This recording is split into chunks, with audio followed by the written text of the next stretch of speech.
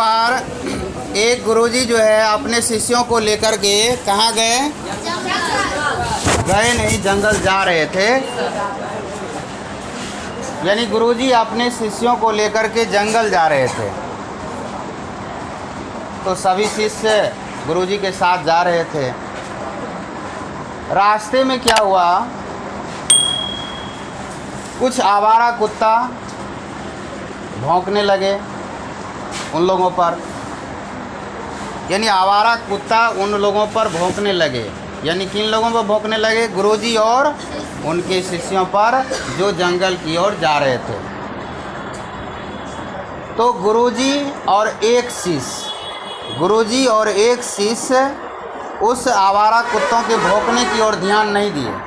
वो अपना चलते जा रहे थे चुपचाप। उस कुत्ता के भौंकने पर उसका कोई ध्यान नहीं था। वो अपना जा रहे हैं, उसका ध्यान उस आवारा कुत्तों के भौंकने पर नहीं है। लेकिन बाकी जो और शिष्य थे वो वहीं रुक गए। जहाँ पर आवारा कुत्ता भौंक रहे थे वो वहीं पर रुक जाते हैं। और वो आवारा कुत्तों पर क्या किए? पत्थर फेंकना शुरू कर दिए। पत्थर फेंकना नहीं, भगाने के लिए नहीं। कुत्ता भौंक रहा है तो उस पर पत्थर फेंकते हैं। पत्थर फेंके, कुछ समय लगा कुत्तों को भगाने में, और तब जाके वहाँ से चलना शुरू किए। यानी इसका मतलब है कि वो जो गुरु और एक शिष्य जा रहे थे और ये बाकी शिष्य, दोनों के बीच क्या हो गया? दूरी बन गया, पीछे हो गए ये लोग। कुत्ता के भौंकने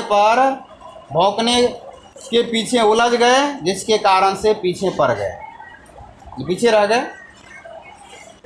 वहाँ से कुछ आगे बढ़ता है, कुछ दूरी पर जाकर के इन बाकी शिष्य जो पीछे पड़ गए थे, बंदर आ गए इनके रास्ते पर। बंदर भी शरारती होता है। वो बंदर भी इन लोग को परेशान करने लगा। अब उन बंदरों से भी उबरने के लिए बाकी शिष्य क्या कि उसको भी पत्थर मारना शुरू किए। और बंदर पर पत्थर मारे तो बंदर और भी गुस्सा हो गया और भी ये सबको बहुत परेशान किया।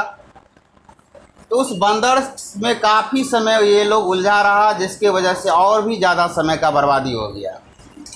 और जब बंदर से उबर गए, बंदर की समस्या जब ख़त्म हुई, तब ये लोग वहाँ से चलना प्रारंभ किए और तब जंगल जाके पहुँचे। लेकिन वो गुरु और एक शिष्य जो गुरु के पीछे पीछे चला गया था, बिना आवारा कुत्तों की परवाह किए, बिना बंदरों की परवाह किए, वो तो बहुत पहले जंगल पहुँच चुका था। लेकिन ये लोग बाद में पहुँचते हैं, तब तक शाम हो चुकी थी, बहुत देर हो चुकी थी। जब तक ये लोग पहुँचे ना, देर हो चुकी थी। अब गुरुजी इस पर काफ़ी गुस्साए हुए थे, या ये इससे नाराज़ थे, बाकी शिष्यों से नाराज़ थे। उसकी ओर देखते भी नहीं, ये देखे भी नहीं कि ये लोग आए हैं। अनदेखा करते हुए अपने एक शिष्य को बोल रहे हैं, ये शिष्य या वत्स, शाम हो चुकी है और रात को जंगल में रहना अच्छी बात नहीं है। अब हमें यहाँ से लौटना चाहिए। तो बाकी जो शिष्य पीछे बाद में गए थे, वो कह रहे हैं, कह रहे गुरुजी तो हम लोग को लेकर आए थे जड़ी बूटी की जानकारी देने के लिए जंगलों में, कि जंगल में ले चल कर के और जड़ी बूटी की जानकारी देंगे। यहाँ तो कोई जानकारी गुरुजी ऐसा कुछ दिए नहीं और लौटने की बात कर रहे हैं। तो बाकी शिष्य जो है गुरु को कह रहे हैं कि गुरुजी आप तो हम लोगों को लाए ही थे, चलो जंगल लेके चलते हैं और वहाँ जड़ी बूटियों की जानकारी देंगे। आपने तो ऐसा कुछ दिया नहीं, ऐसा कुछ बताया नहीं, और अभी लौटने के लिए कह रहे हैं। तो गुरुजी कहते हैं कि बात आप सही कह रहे हैं, यानी बात तुम लोगों का कहना सही है कि हाँ, हम लाए थे आप लोगों को जड़ी बूटियों की जानकारी देने के लिए, ये बात सही है। लेकिन तुम लोग अभी उस योग्य नहीं हो कि हम तुम्हें जड़ी बूटियों की जानकारी दे सके। तो उस योग नहीं हो। यानी तुम उस योग नहीं हो। तो बाकी शिष्य को लगा कि आखिर क्यों योग्य नहीं है, ऐसी क्या भूल की हमने। तो उन्होंने पूछा कि आखिर हमसे क्यों नाराज़ हैं आप, कि गुरुजी आप हमसे क्यों नाराज़ हैं, हमारा क्या दोष है, हमने क्या भूल की है। तो बोले भूल ये किए हो कि अगर समय से जंगल आ गए होते, जिस तरह से ये एक शिष्य मेरे ही पीछे पीछे मेरे साथ बिना किसी चीज़ की परवाह किए मेरे पीछे आ गए, ये समय से आए, तो इसे हम समय रहते हम बता पाए, जड़ी बूटियों के बारे में जानकारी दे पाए, समझा पाए। लेकिन आप लोग समय से नहीं आ पाए। आप उलझे रहे आवारा कुत्तों के भौंकने के पीछे, आप उलझे रहे बंदरों के पीछे, और उनके पीछे आपने अपना समय बर्बाद कर लिया। यही आपकी भूल है, जिसकी वजह से आपको ये शिक्षा नहीं प्राप्त हो पाई। बाकी शिष्यों को अपनी गलती का, अपनी भूल का एहसास हुआ कि हमने क्या भूल की है। वापस अपना मुंह लटकाए हुए कुटिया में आ गए और अब अपनी भूल पर पश्चाताप करने लगे। और जो एक शिष्य गुरु के पीछे चला था, साथ साथ गया था, वो जंगल से बहुत सारी जड़ी बूटी का जानकारी प्राप्त किए, बहुत जड़ी बूटी को एकत्र करके लाए भी। देखिए यही होता है हम सबों के साथ भी, यही होता है हम सबों के साथ भी। जैसे अभी हम पढ़ाना शुरू किए ना, तो इसमें से बहुत हमारे साथ रहेंगे। साथ रहने का मतलब ही नहीं कि क्लास में है, साथ रहने का मतलब है कि हमारी बातों से, यानी कि वह एकदम हमसे कनेक्ट रहेगा। मतलब कहने का मतलब कि आपका और मेरा संपर्क जो एकदम जुड़ा हुआ रहना चाहिए। यानी आपका मन हमारे मन से जुड़ा हुआ है। तो जिसका मन हमारे मन के साथ रहेगा, तो हम जो देना चाहेंगे उसके मन पर वो क्या होगा, उतर जाएगा। और जो इधर उधर की व्यर्थ की, मन में भी बहुत सारे आवारा कुत्ते हैं, यानी हमारे मन के अंदर भी बहुत आवारा कुत्ता होता है, भौंकते रहता है। हमारे मन के भीतर भी बहुत सारे बंदर हैं जो परेशान करते रहते हैं। अब उस मन के कुत्तों और बंदरों के पीछे आप लगे हुए हैं और आप हमसे कनेक्ट नहीं हो पा रहे, हमसे जुड़ नहीं पा रहे हैं। तो फिर क्या होगा, वही बात होगी, देर हो जाएगी और आप जो हम देना चाह रहे वो नहीं ले पाएंगे। लेकिन जो हमारे मन से जुड़ा हुआ रहेगा, तो जो हम देना चाहेंगे उसके मन में वो क्या होगा, ट्रांसफ़र हो जाएगा, मतलब वो चला जाएगा। इसीलिए जब कभी भी क्लास में कोई भी सब्जेक्ट पढ़ाया जा रहा हो, तो आप अपने मन को अपने सामने वाले अध्यापक के मन से जोड़ने की कोशिश करनी चाहिए। यानी कि मन से मन को जोड़ना है। ऐसा थोड़े है कि ये मन दिखता है उसको पकड़ लेंगे और अध्यापक के मन से जोड़ देंगे। मन से मन जोड़ने का मतलब है कि आपका ध्यान जो है इस आवाज़ पर होना चाहिए, जो बोल रहे हैं उस पर ध्यान होना चाहिए। और जैसे ही उस पर ध्यान होगा, इसको कहा जाता है कि कम्युनिकेशन होना। जैसे बातचीत का कम्युनिकेशन बन पाता है, यानी हम जो बातचीत करते हैं तो दोनों के बीच देखिएगा एकदम कि हम जो बोल रहे हैं वो आप समझ रहे हैं और आप जो बोलिएगा वो हम समझेंगे। उसको कहा जाता है कि ये बिल्कुल सही कनेक्शन है। और शिक्षक और विद्यार्थी के बीच ऐसा कनेक्शन होना चाहिए, बीच में कोई नहीं आना चाहिए। जब आपकी क्लास चल रही है तो शिक्षक है क्लास में, अब बस आप है, बीच में कोई नहीं आना चाहिए, दो के बीच में कोई नहीं। जब ये दो के बीच में कोई नहीं हो तो सोचिए क्या होगा। जो आप के मन में आएगा ना, वो शिक्षक बोल देंगे। आपको लगा अरे मेरे मन में तो ये चल रहा था और ये तो सर बता ही दिए। और शिक्षक के मन में जो चल रहा है वो आपके मन में आ जाएगा, आप बोल देंगे। तो हमको लगेगा करे हम तो ये बताना चाह रहे थे, ये तो पूछ ही डाले।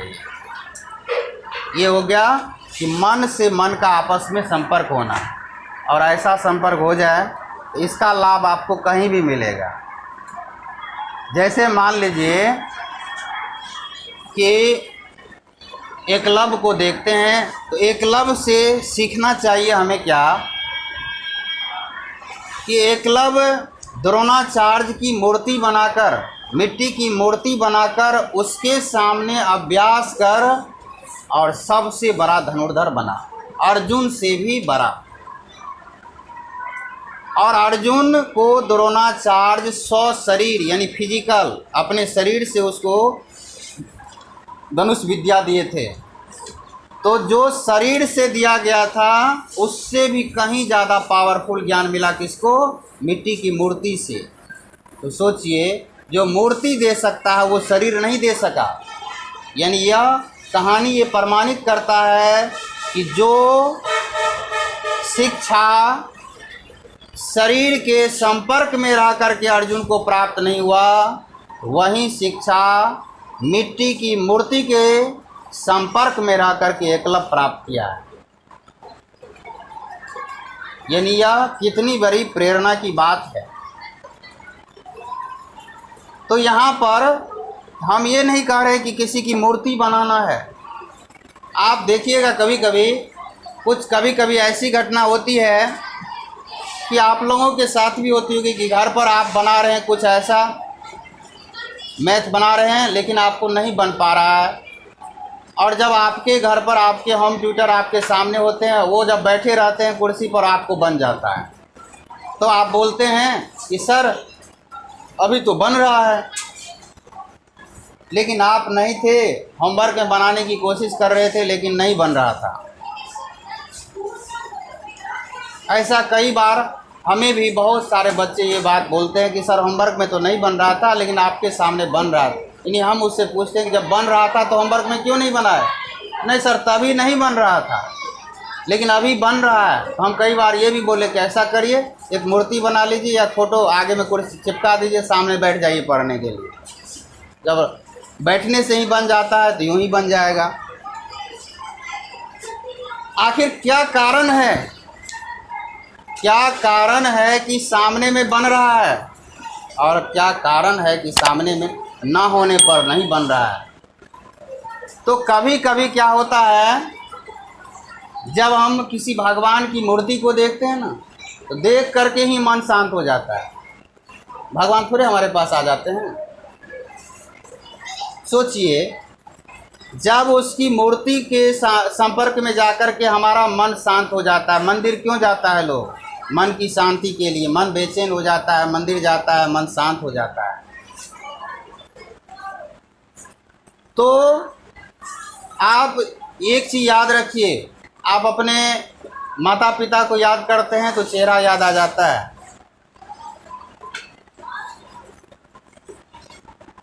तो यहाँ पर हम कह रहे हैं कि शरीर मान लीजिए आप परीक्षा में आप किसी को याद करिएगा तो उसका शरीर तो वहाँ नहीं जाएगा। जैसे पहले के समय में होता था, जिस भी भगवान को लोग याद करते थे भगवान हाजिर हो जाते थे। हे राम तो राम पहुँच गए, यानी बजरंगबली को बुलाते थे, बजरंगबली हाजिर हो जाते। लेकिन ऐसा तो कलयुग में नहीं हो रहा है। यहाँ तो राम राम कितना चिल्ला रहे हैं, कहाँ आ रहे हैं राम? कृष्ण कृष्ण कितना चिल्ला रहे, आ रहे हैं। लेकिन ये मैं नहीं जानता कि ये सही है कि नहीं है, क्योंकि हमने देखा नहीं कि बुलाने पर भगवान आ जाते थे। लेकिन इसको आप इस रूप में ले सकते हैं कि अगर याद करते थे कोई, अगर लोग भगवान को याद करते थे तो भगवान की रहम, भगवान की दया या भगवान की कृपा उस पर बरस जाती थी। उसी को कहा जाए कि आना। जैसे मान लीजिए कि आप महसूस कर ले, जैसे हवा बह रही है तो आपको महसूस हो रहा है ना कि ये हवा लग रही है हमारे शरीर को। आप मान लीजिए किसी को याद किए और आपका काम हो गया तो आपको क्या एहसास होगा? हमारी बात को सुन लिया गया है, यानी हमने जिसको याद किया वो हमारे काम को कर दिया। तो कहने का मतलब है कि आप जैसे मान लीजिए परीक्षा हॉल के अंदर है, आपको किसी ने मैथ पढ़ाया होगा, हो सकता है जिससे आप बहुत कनेक्ट हो।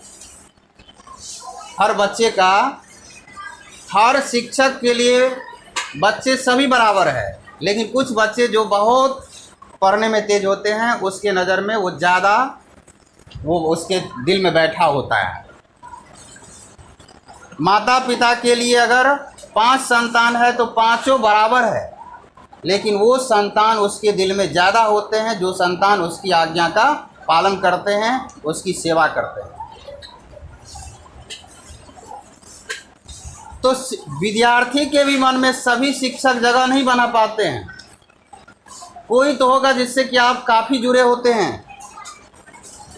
जुड़े तो सभी से होना चाहिए, लेकिन जिस किसी भी, आप आपके घर पर ही कोई शिक्षक जाते हैं, उसी से अगर आप, तो सोचिए आप सरस्वती को देखे तो नहीं है, किसी ने देखा? मूर्ति में जो कल्पना करके बनाया गया है माँ सरस्वती को, वही नहीं देख रहे हैं, लेकिन हम भी नहीं देखे हैं। क्या आप लोग देखे हैं? कोई नहीं देखे, वो काल्पनिक है। लेकिन जो शिक्षक आपको ज्ञान दे रहे हैं उसको तो देखे हैं, उसको देखे हैं, उसका चेहरा भी आपको याद होगा। तो सोचिए आप उसी चेहरा को याद कर लीजिए। और इसका हम उपयोग भी करते थे। हमको हमारे पढ़ने के समय में ना, स्टूडेंट लाइफ में जब भी कोई सवाल नहीं बनता था ना, तो जो मैथ पढ़ाते थे उसका चेहरा याद करते थे तो हमको बन जाता था।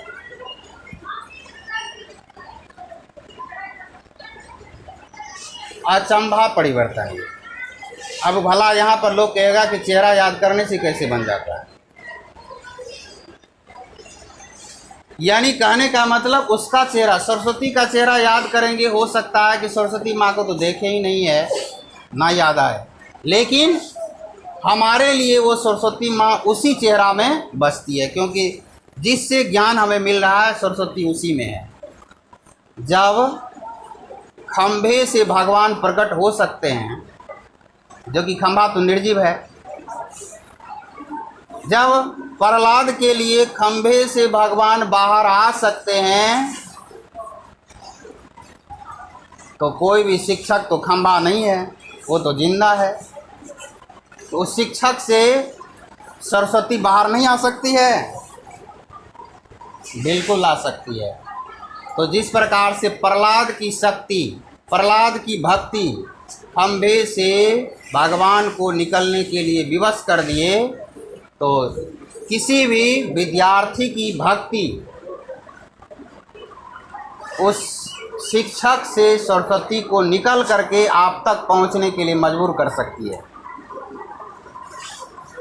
तो देखेंगे कभी कभी ऐसे होता है कि परीक्षा हॉल में आपको नहीं बन रहा है, जैसे आपको जितना बन रहा है वो तो बनाइए। पहला प्राथमिकता है कि मैथ में जो बन रहा है बनाते जाइए, उलझिए मत। जो नहीं बन रहा उसमें समय बर्बाद होगा ना। जिस पर आपको 100% कमांड है, चाहे मैथ है पहले उसको बना डालिए, रीजनिंग है उसको बना डालिए, हिंदी है उसको बना डालिए। अब आइए कि अब हमको समझ ही नहीं आ रहा है, अब आ गया बात किसकी कि अब हमको मारना है ऐसे, यानी तुक्का मारना है, क्योंकि समझ में नहीं आ रहा है। फिर भी क्या होता है, अब वहाँ पर आपको आता है कि जहाँ पर आदमी हार जाता है, तो एक कहावत है, हारे को हरि नाम और निर्बल के बलराम। जब हार जाए मन, तब तो कोई उपाय नहीं है वहाँ। तो कभी कभी देखिएगा कुछ ऐसे बच्चे साधारण है, उससे उम्मीद नहीं की जा सकती थी कि वो नवोदय पास कर जाएगा, लेकिन वो बाजी मार के आ जाता है। अब वहाँ पर क्या ऐसा हुआ कि ऐसी बाजी मार ली उसने। तो देखिए, हारी थी द्रौपदी। जब दुशासन द्रौपदी का चीरहरण कर रहे थे, तो जब तक द्रौपदी अपने दोनों हाथों पर, उसको भरोसा था कि हम अपने दोनों हाथों से अपनी इज्जत को बचा लेंगे, तब तक तो वो द्रौपदी कोशिश की। लेकिन जैसे ही लगा कि अब हम अपनी इज्जत को बचा नहीं सकते हैं, तो द्रौपदी अपने दोनों हाथ को खड़े कर देती है और चिल्लाती है, पुकारती है कि कृष्ण, हे कृष्ण, रक्षा करना। और जब दोनों हाथ खड़ा कर देती है, मतलब हार जाती है कि अब हम अपने इज्जत की रक्षा नहीं कर सकते हैं, तो कृष्ण प्रकट होते हैं और कृष्ण रक्षा करते हैं।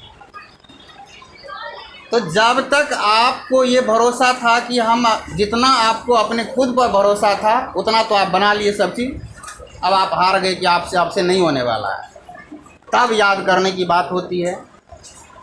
तो किसको याद करना है? अपने माता पिता को याद करिए, उससे आशीर्वाद लीजिए। जिन शिक्षकों से अब तक पढ़े हैं उसको याद करिए, जो आपको इस 3 विषय की जानकारी दिए हैं, और तब आप इसको एहसास करिए, विश्वास करिए कि उस अध्यापक को याद करने से उसमें जो बैठी हुई सरस्वती है वो हमारे पास तक आएगी, आपके भीतर आएगी, और उस समय कुछ ऐसा होगा जो आपको एहसास नहीं होगा और लगेगा कि नहीं, ये सचमुच में आकर के बाहर निकल के कहिएगा ये तो अचंभा हो गया, यूं ही मारे तब भी जो है सही हो गया। क्योंकि उस समय मन में जो विचार आएगा वही तो सरस्वती है ना। मान लीजिए 4 ऑप्शन आपके सामने है, पता नहीं कौन सा आंसर होगा, आप ABCD किसी में मारना चाहते हैं, ठीक है, आंसर है D, और उस समय आपके मन में अगर आपने सचमुच दिल से अगर याद किया किसी को भी,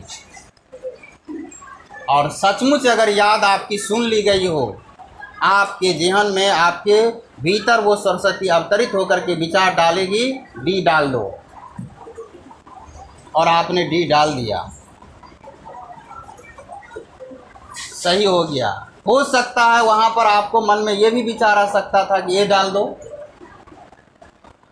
ये आपके अपने मन का विचार हो सकता है, और आपने ये डाल दिया, गलती हो गया।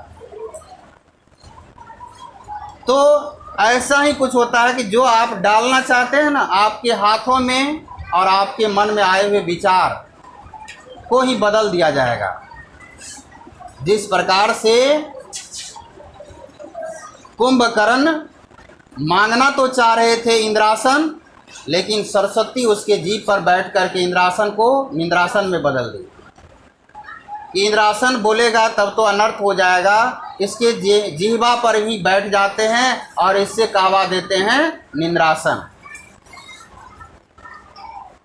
तो आपके मन में, जो मन से आप एग्जाम दे रहे हैं ना, उस मन में जो क्वेश्चन का आंसर ABCD 4 ऑप्शन में आ रहा है ना, जब आप हार जाएंगे कि अब बनने वाला नहीं है, तो वहाँ पर याद कर लीजिए किसी को, देखिए कि वहाँ से ही सरस्वती आपके जेहन में बैठ करके, ये आपकी भक्ति का परिणाम है। इसको कहा जाता है आशीर्वाद का परिणाम।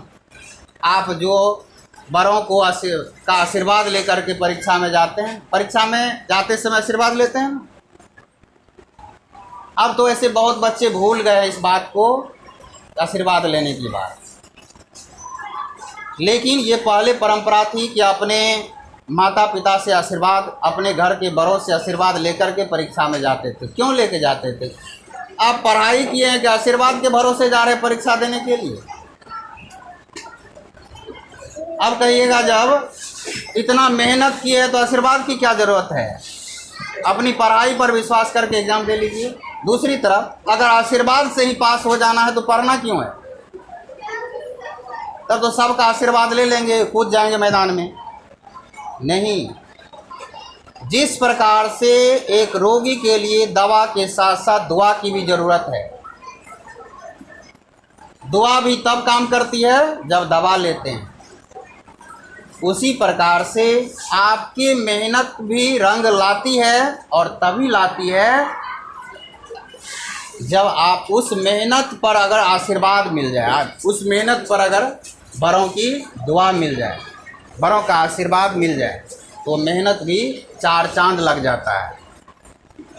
तो बड़ों से आशीर्वाद लेके जाते हैं। सोचिए, बहुत ऐसे बच्चे बड़ों का आशीर्वाद तो ले लेते हैं, लेकिन जो शिक्षक, जो गुरुजन उसको शिक्षा दिए हैं 6 महीने 10 महीने में, उससे आशीर्वाद लेना भूल जाते हैं। माता पिता को प्रथम गुरु कहा गया है, उससे आप आशीर्वाद ले लिए। दुनिया की कोई ताकत आपको नहीं रोक सकती सफल होने से, ये विश्वास खुद पर होना चाहिए। लेकिन जहाँ आप शिक्षा अर्जित किए हैं, क्या मन से भी उस विद्यालय को आप प्रणाम कर रहे हैं? मन से भी आप उसको याद कर रहे हैं? यही चीज़ भूल जाते हैं। और जहाँ जो सोर्स है उस नेटवर्क से ही आप बाहर चले जाते हैं। जैसे नाचना हो, नाचना सीखना हो तो दिमाग में कौन सब आते हैं? सिनेमा स्टार या उसमें जो कलाकार है वो सब का मन में आता है ना। एक विद्यार्थी है तो विद्यार्थी के दिमाग में कौन आना चाहिए? शिक्षक ही ना आएंगे। परीक्षा दे रहे तो आपके दिमाग में, लेकिन आप भूल गए इस बात को। बहुत बच्चे चले जाते हैं, उधर से आते हैं तब सर लोग फ़ोन करते हैं, कैसा गया एग्ज़ाम? तब वो बताते हैं सर को। जाते समय ये ज़रूरी नहीं समझते हैं। और आज का समय तो जो है कितना फास्ट ज़माना है, किसी के पास जाने की भी ज़रूरत नहीं है, घर बैठे आप आशीर्वाद ले सकते हैं। ये इतना फास्ट तकनीक है। पहले तो आशीर्वाद लेने के लिए जो है लोगों को वहाँ तक जाना पड़ता था किसी के पास, आज तो जो है लोग घर बैठे ले सकते हैं। तो आइए जो हम ये समझाएं कि समय जो बहुमूल्य है, जो आपको कोई देना चाहते हैं उससे आप कनेक्ट रहिए, उससे जुड़िए। जब तक आपका मोबाइल आपके सर्विस प्रोवाइडर से कनेक्ट नहीं रहता है, काम नहीं करता है। सर्विस प्रोवाइडर का मतलब है जो नेटवर्क है आपका, चाहे एयरटेल है, जियो है, उसके सर्विस प्रोवाइडर से आपका मोबाइल कनेक्ट नहीं रहेगा तो काम करेगा? तो यहाँ भी जो आपको सर्विस दे रहा है, जो सर्विस प्रोवाइडर है, जो अध्यापक आपको शिक्षा दे रहे हैं, उससे आपका मन कनेक्ट होना चाहिए ना। मन ही मोबाइल है तो वो मन रूपी मोबाइल आपका उससे जुड़ा होना चाहिए ना, तभी ना आप में वो सारी ज्ञान उतर पाएगी। अन्यथा क्या होगा? संभव नहीं है। आइए तब इसके एक गद्यांश को पढ़ते हैं। जो गद्यांश दिए हैं वो भी समय पर ही आधारित है। देखिए, समय का आदर करना ही उसका सदुपयोग होता है। और बहुत लोग तो अपना आदर नहीं करते हैं तो समय का आदर क्या करेंगे? जो बच्चा खुद अपना आदर नहीं कर पा रहा हो, जिसको अपनी कद्र नहीं है, वो भला समय की कद्र क्या जाने। जो अपनी इज्जत खुद करता है ना, वो ही दूसरों की इज्जत करता है। जिसको अपने से प्रेम होता है ना, वही दूसरों से प्रेम करता है। तो जो खुद से प्रेम करता है वह खुद के समय से भी प्रेम करता है। तो समय का आदर करना ही समय का सदुपयोग करना है, और समय का अनादर करना ही समय का दुरुपयोग करना है। अगर आप समय का अनादर कर रहे हैं तो वो क्या है? समय का दुरुपयोग है। और समय का आदर कर रहे हैं तो वो क्या है? समय का सदुपयोग है। तो जो व्यक्ति समय की सही कीमत जान लेता है, अब यहाँ कीमत देखिए, समय की कीमत, यानी समय की कीमत जान लेता है कि समय कितना मूल्यवान है। ये बार बार बोला जाता है लेकिन हमारे समझ में नहीं आता है कि समय की कीमत क्या हो सकती है। तो एक चीज़ बताइए, आज दुनिया में आपके माता पिता हो, जो भी धनोपार्जन कर पाते हैं, कहीं ना कहीं वो चाहे प्राइवेट में हो या प्राइवेट सेक्टर में हो या गवर्नमेंट सेक्टर में हो, क्या देते हैं? अपना समय देते हैं। 8 घंटे की ड्यूटी करते हैं तो 8 घंटा क्या दिए? अपना समय। और महीने भर 8 घंटा का ड्यूटी किए, महीने के अंत में उसको सैलरी मिलता है। किसके बदले में मिला? समय देने के बदले में मिला। तो समय से आपके घर में क्या आया? धन आया। तो समय की कीमत देखिए, समय दिए उसका कीमत मिला। ये तो एक समय ये है, और एक समय लेखक के कहने का होता है अवसर। जो अवसर होता है वो बार बार नहीं आता है, अवसर बार बार नहीं मिलता है। याद रखिएगा कि अवसर जो आपको मिला है ना, ये बार बार नहीं आता है, मौका बार बार नहीं मिलता है। और अवसर के पीछे बाल नहीं होते हैं। जैसे हम सबों के सिर पर बाल है ना, तो जैसे माँ बहन के बाल को देखेंगे तो लंबे लंबे बाल होते हैं। अगर उसको कोई पीछे से पकड़ना चाहे तो पकड़ लेंगे ना। लेकिन अवसर जो होता है, अवसर, ये अवसर के पीछे बाल नहीं होते हैं, अवसर के बाल आगे होते हैं।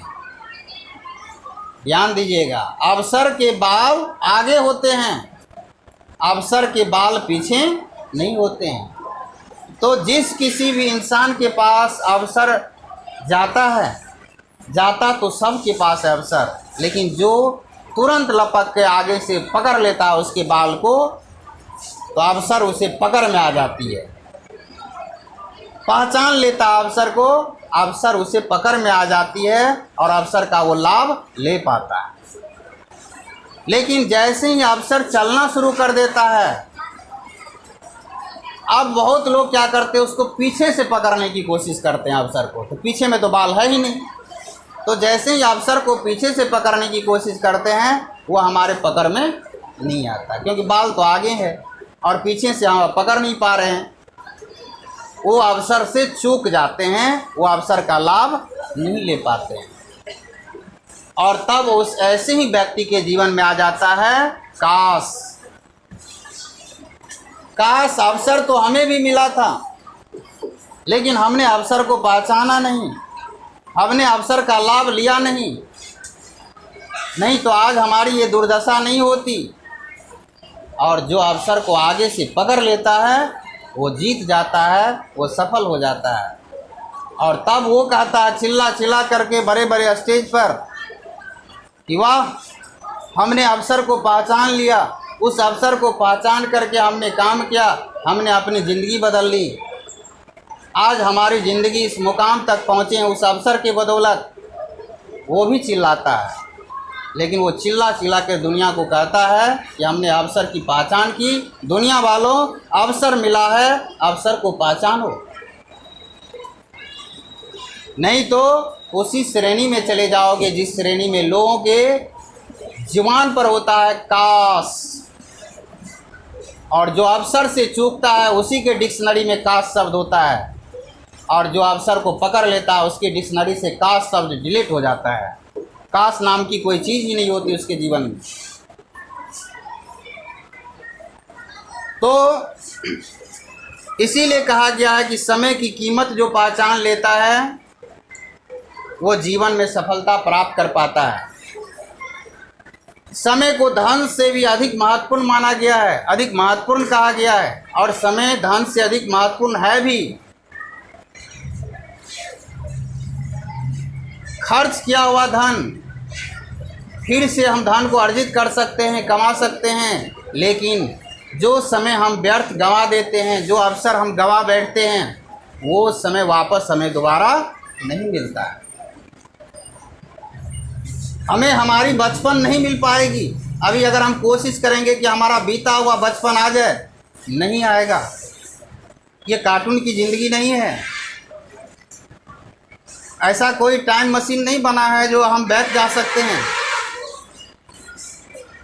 ये रियल ज़िंदगी में ऐसी बात नहीं होती है। और हम अगर चाहेंगे कि भविष्य में अपने बुढ़ापे में चले जाए, ये भी नहीं हो सकता है, क्योंकि जो समय बीतता है वह धन दे करके भी लौटाया नहीं जा सकता। इसीलिए धन से भी अधिक महत्वपूर्ण समय को माना गया है। समय दे करके धन कमा सकते हैं। आप कहीं समय दीजिएगा ना, उससे धन आएगा, लेकिन धन दे के कहिए कि भैया आपके पास जितना हम समय दिए हैं ना वो लौटा दीजिए। जैसे इस स्कूल में हम जितने वर्षों से हैं ना, जितना पैसा हमको मिला होगा उतना पैसा जाते हैं कहीं से ले आएंगे और जा कर के सर को बोलेंगे, सर आप जितना पैसा हमको दिए ना, आपके यहाँ हम इतने वर्षों से काम कर रहे हैं, जो आप दिए हैं वो आपको दे रहे हैं और मेरा ये समय आप वापस कर दीजिए। मिल जाएगा वापस? कभी नहीं। लेकिन अगर हम पैसा हमारा बर्बाद हो गया और हम कहीं जाके बोलेंगे कि सर आपके पास हम समय देंगे, हम तो बिल्कुल अभी हमारे पास हाथ खाली हो गया, पैसा है नहीं, लेकिन कहेगा कोई बात नहीं, कुछ नहीं आपके पास चलेगा, आप है ना, समय दीजिए, पैसा है, समय दे के पैसा बना सकते हैं, पैसा दे करके समय नहीं बना सकते हैं। यानी समय से पैसा का निर्माण हो सकता है लेकिन पैसा से समय का निर्माण नहीं हो सकता है। इसीलिए धन से भी अधिक महत्वपूर्ण समय को कहा गया। समय महत्वपूर्ण है, इसे पहचानिए, इसका लाभ लीजिए।